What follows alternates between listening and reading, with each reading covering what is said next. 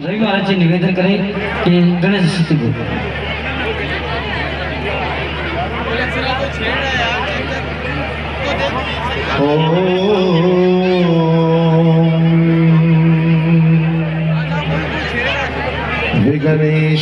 विघ्नेश्वराय वरदाय सुरप्रियाय लंबोदराय सकलाय जगदहिताय नागाननाय श्रुति अग्न विभूषिताय गौरीसुताय गणनाथाय नमो नमस्ते।